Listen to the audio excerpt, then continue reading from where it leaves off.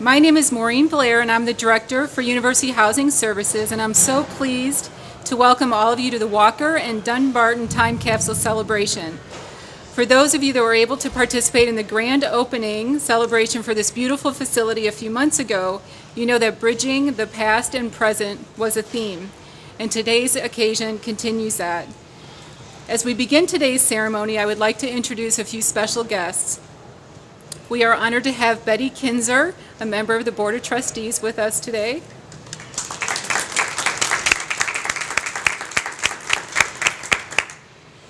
Mayor of Bloomington, Steve Stockton. And Vice President Provost, Sherry Everts. And Vice President for Student Affairs, who we'll also get a chance to hear from, Steve Adams. I would also like to take a moment to add a special welcome also to our alumni and former Illinois State University employees who returned to campus today for today's occasion. If you're an alumni or former employee, would you please stand to be recognized as well?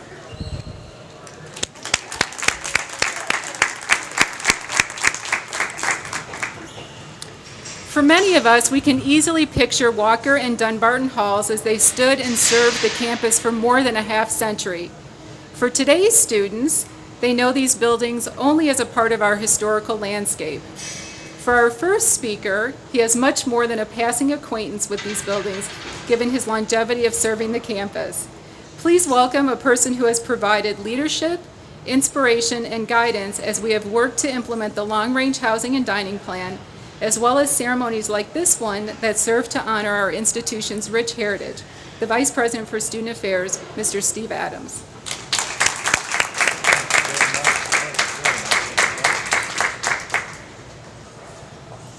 Thank you, Maureen. I guess I would turn to Dawn Sanner, who is the Executive Director, and tell those students to quiet down over there, would you? Doggone it, we got business going on here in this room, and actually, this is the students' building. We don't get in their way, that's for sure. You know, I'm reminded of a day about a year or so ago when we actually opened a time capsule from Dunn-Barton and Walker. And certainly my thoughts turned to the items that were a part of that time capsule. And, you know, I think there were a lot of us who were saying to ourselves, what were those people thinking? You know, well now, folks, it's 50 years later down the road from us, and can you imagine when this time capsule that we're about to install this afternoon is removed, those people, and maybe some of you will be there, will be saying, what were those people thinking? You know, seriously, I think it is really a fascinating experience to put together a time capsule. It speaks volumes, I believe, as to what we are all about at the current time and what we have been about in the history of the institution. You know, I have to admit that it's been kind of disconcerting for me that I'm a bit concerned about the secrecy of this event, Maureen, because I'm really not sure what's going into the time capsule, and I'm looking for the assurance that there is no connection whatsoever between my pending retirement and the installation of the time capsule. I'm not quite ready to be a part of that yet. So if we see like this large opening, I'm going to be very concerned. So today we celebrate, and officially a time capsule celebration. That sort of has a really nice ring to it. And also, again, it's yet another reminder that Illinois State University continues to embrace the past. You know, we're really good at that. We are really good at that. It's in our culture, and again, it speaks volumes about our values as an institution. After all, we are Illinois' first and finest public university. So may those who have called Dunn-Barton and Walker home forever cherish their memories, and may evidence of our past serve as continued success for our future. Thank you very much.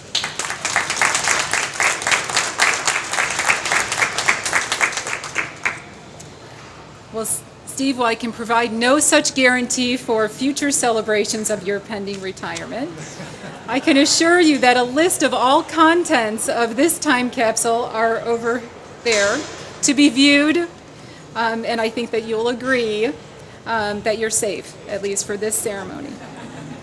So thank you.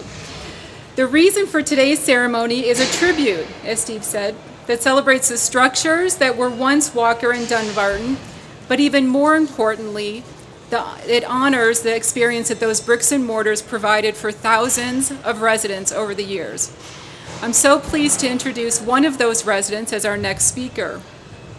Mary Stainer, who was Mary Lightson when she attended Illinois State University, is that next speaker. She was invited to share her thoughts on her home away from home, Dunn Hall, what it meant to her as a student and since. I hope that you have a chance to talk with Mary, since we gave her limited time to share her thoughts in this forum, because she has an interesting story.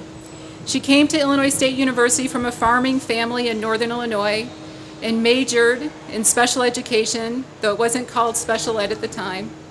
She received her first teaching position before she even graduated in 1974, and our seniors in the audience will be very impressed to hear that. And she's been teaching ever since. It will not take long for you to hear how fond she is of Illinois State, and so much so that one of her daughters is also an alumnus. Please join me in welcoming one of our outstanding alums, Mary Stainer.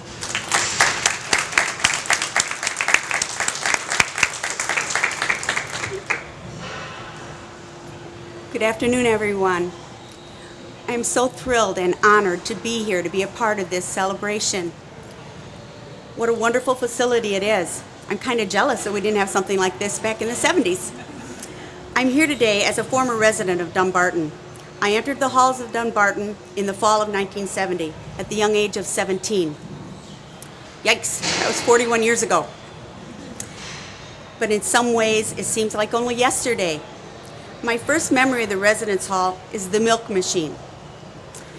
I grew up on a dairy farm, and the only milk machines that I was familiar with were all hooked to cows. Well, when I came for freshman orientation and ate at Walker, I was so totally intrigued by the icy cold milk that came from a big, shiny metal box. Naive, huh? Well, I have experienced many milestones since those days. I proudly received my undergraduate degree in 1974 from the #1 college in the field of special education, Illinois State University. Then I received my master's degree in 1985 from nearby Northern Illinois University, and in 2006 I received my national board certification. I've taught special education, gifted, talented, first grade, kindergarten, fourth grade, and I'm currently teaching first grade now. I've been married for 37 years to my high school sweetheart, who spent many weekends at ISU, and my dad.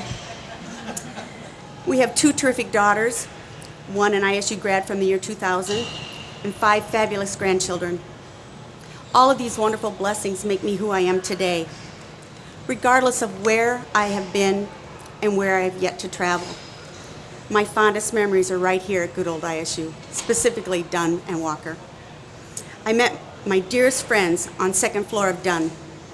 There are 7 of us, known as Dunn to Perfection. We get together every summer to reminisce and catch up. I think I should write a book. Have you heard of The Girls from Ames? Well, my book is The Girls from Dunn.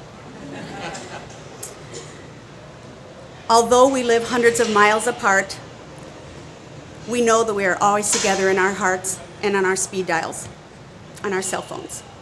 Over the years, we've supported each other in marriages, divorces, childbirth, furthering our education, cancer, heart disease, the loss of our parents, raising our children, and now our retirement. Thanks to Dunn-Barton, we have each other. While living on Dunn 2, we had the time of our lives. I can remember walking through the tunnel with our good friend and protector Marvin. making frog and elephant sounds and doing all kinds of silly things. I remember working at the front desk and watching people struggle with their mailbox combinations, only to give up in frustration and ask me to hand them their mail. I remember getting up at 5 a.m. to help cook breakfast in Walker. That's where I learned to core a head of lettuce without a knife. I remember rolling out of bed on Sunday mornings to dash across the highway to the Newman Center. That was very convenient. I remember candle lightings downstairs, walking to Avanti's for carry-out gondolas, eating spaghetti sauce and mozzarella cheese for Sunday night suppers, much to the chagrin and chastisement of my friend Marie, who always said, "You need something more substantial." She still tells me that. I remember listening to James Taylor and Carole King while getting sunburned behind the dorm. I remember losing my turtle, Scruffy, in the dorm, only to find him next door under Flaherty's bed. I remember woodchucks on the telephone. I don't know if any of you remember those. I remember yelling, "Man on the floor." All of these wonderful memories are so near and dear to me, and I'm only scratching the surface. I did warn Dana that I could go on for hours. Dunn-Barton was truly my joy of life. I'm going to cry. I am and will be forever grateful for my experiences there.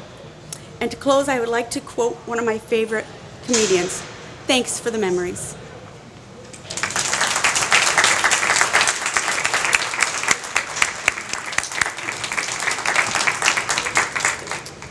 Of all the alums that we've had over the years, you can see why we asked Mary to come back and share some of her thoughts, can't you? Thank you, Mary. Our last speaker for today's ceremony is the person that spearheaded the event that we are here to celebrate. As the president for the Central Campus Residential Government during the final year that Walker and Dunn-Barton stood, she worked with her peers to provide a variety of activities, and collecting items from that year for the time capsule was but one. When the idea first surfaced, the energy was contagious, and it is my pleasure that I welcome Amy Vito, who is now a proud Illinois State agribusiness alumnus, to the podium to share her remarks and to introduce you to a few of the contents of the time capsule. Amy?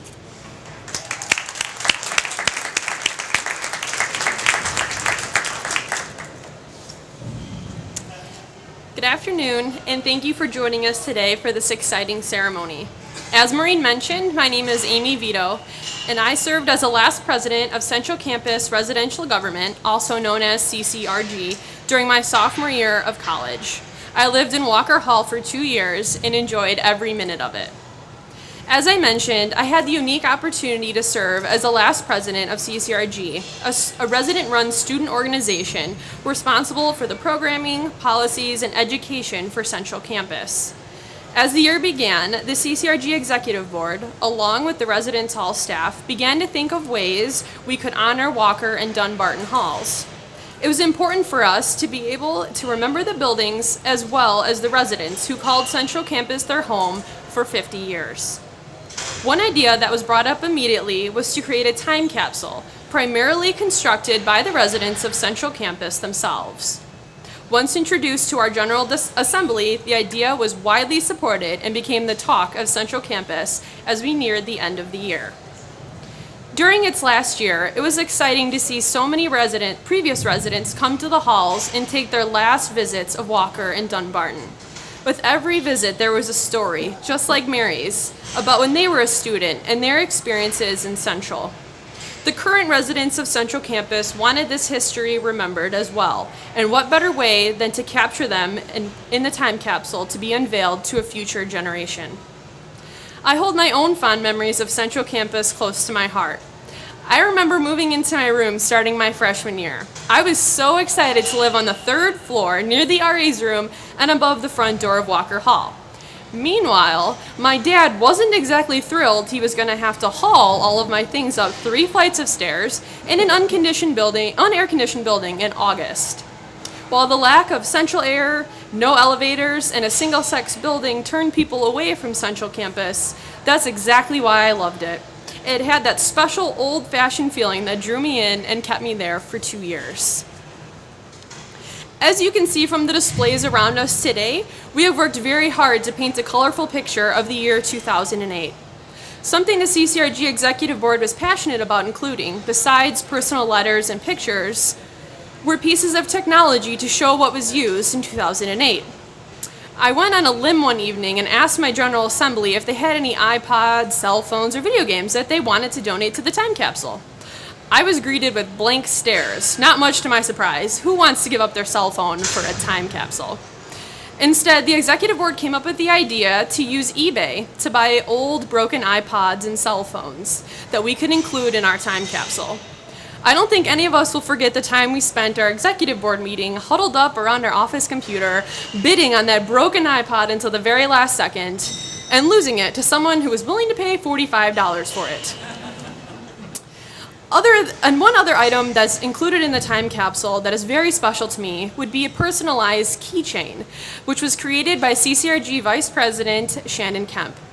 With the funding CCRG earned from volunteering at a local haunted house, we were able to create and purchase enough keychains for every resident of Central Campus, along with University Housing Services. That totaled about 1,000 keychains. We pass them out to each room individually and hope to this day it serves as a reminder of the part they have played in Central Campus's history. It is the hope of the last executive board and me that these memories within this time capsule serve as a reminder and representation of the last residents of Central Campus, as well as an idea of what defined this generation. This time capsule will remind those who walk past it and eventually those who open it about the residents of Central Campus and the great memories that they share. At this time, I would like to invite Ryan Wolber, the current president of the Association of Residence Halls, to the front as I pass on the time capsule from previous generations to his and future.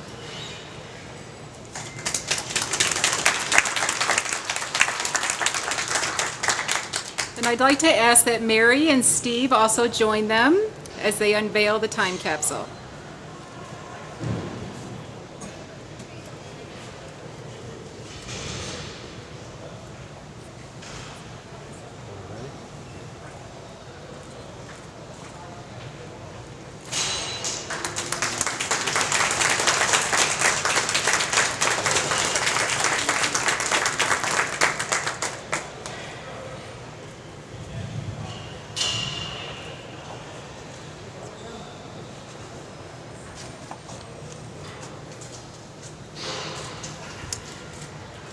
Thank you. For those of you who haven't had a chance to meet me, my name is Dawn Sanner. I'm the executive director of this noisy facility. Steve, sorry we tried to help the volume, but you know, students, they're just excited to be here. Amy, I wanted to let you know that on behalf of the entire Department of Campus Recreation, we will take good care of your time capsule, and we will make sure that it's opened at a major building or university celebration in the future. And thank you so much for helping to contribute to what we do here at Campus Rec. This concludes our formal ceremony. I do know that Mary is only here for a short period of time and is full of memories. So I would encourage you to have some refreshments, chat with her for a few minutes. Inside your program, we talked about the history. If you take a look at your program, we actually identified those locations for you in McCormick Hall. So I would encourage you to spend some time, wander the complex, both on the McCormick side, on the Student Fitness Center side. Enjoy your time with us, and thank you so much for coming.